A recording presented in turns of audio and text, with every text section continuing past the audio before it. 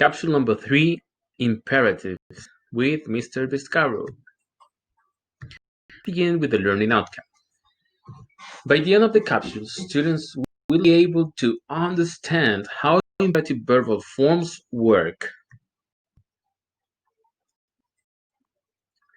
So, let's summarize what we have learned so far. Number 1, we have learned about vocabulary related to homeless people. Number 2, how to organize information to be used in a report. Number 3, the name of the main parts of our report: purpose, headings, formal style, statistics. Number 4, university fields of study, majors and areas. But now let's focus on imperatives. The imperative verbal form is used to tell someone what to do and or when giving instructions. The verb is used in the infinitive. The imperative is useful when creating a to-do list. It is not so hard to work with imperatives. Basically, it's an order, and it is also used to give instructions. The most common examples are found in recipes. 1. Add some water to the flour with salt. 2. Mix water, flour, and salt. 3. Form a compact dough. As you can see, this is the basic recipe to create the pizza dough. And there are 3 very important actions that were written in imperative form: add, mix, and form. We can find more examples in everyday activities, for example, at your school. Open your books to page 6. Sit down, please. Do not talk to your classmate while you sit the test. So let's see how are we going to work on this. First, you have to identify the verb in the sentence. If there is a clear subject, it is probably that the verb is not an imperative form. Second, once you have identified the verb, you have to change its form. How do you do that? Easy. Just eliminate the subject and leave the verb in its basic form. Example: the students wrote letters and gave talks to local service clubs. As you can see, I identified both verbs underlining them, wrote and gave. Then I will eliminate the subjects. I erase the students and I leave wrote letters and gave talks to local service clubs. Now I change the verb, in this case past simple, into imperative. Write letters and give talks to local service clubs. And voila! The sentence in imperative was done. So now, let's see the big concept.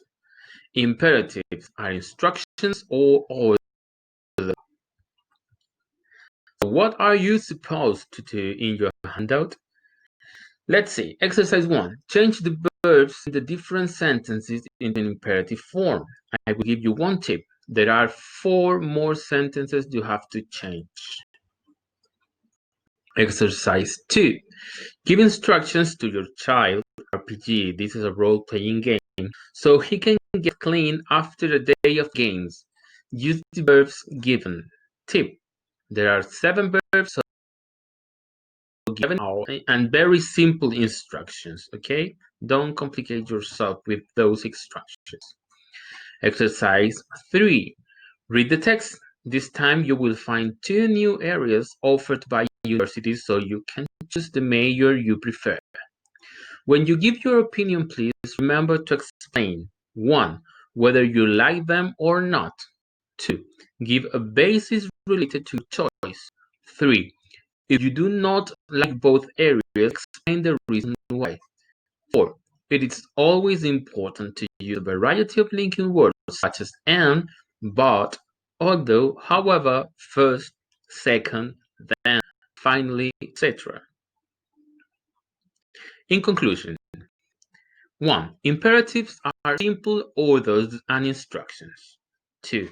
You use them to make other people do things. 3. They are always in its basic form, never in past, never in future. For example, eat, drink, go. 4. They are super useful in everyday life. They will help you how to indicate something to anyone. For example, Teacher Jaume wants to learn how to play LOL or League of Legends. In this case, as an expert gamer, you can help Teacher Jaume to become an expert playing LOL, giving him some indications and instructions and using, of course, the imperative form. For example, turn left, turn right, shoot, kick, I don't know, whatever. So far we have analyzed 4 areas offered by universities, and there are more to come. So we are going to keep studying these major universities areas. And yes, we made it. We achieved our learning outcome with success today once again.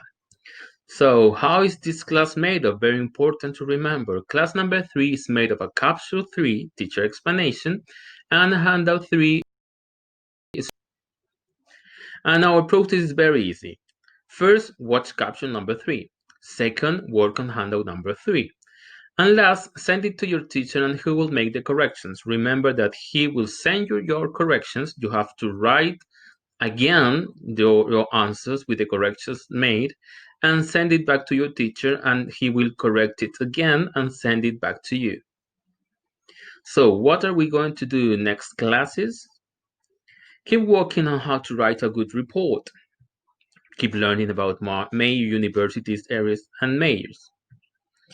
Create a final project related to advertising campaign to improve our writing skills and develop more reading skills in order to get used to some vocabulary related to social projects and issues.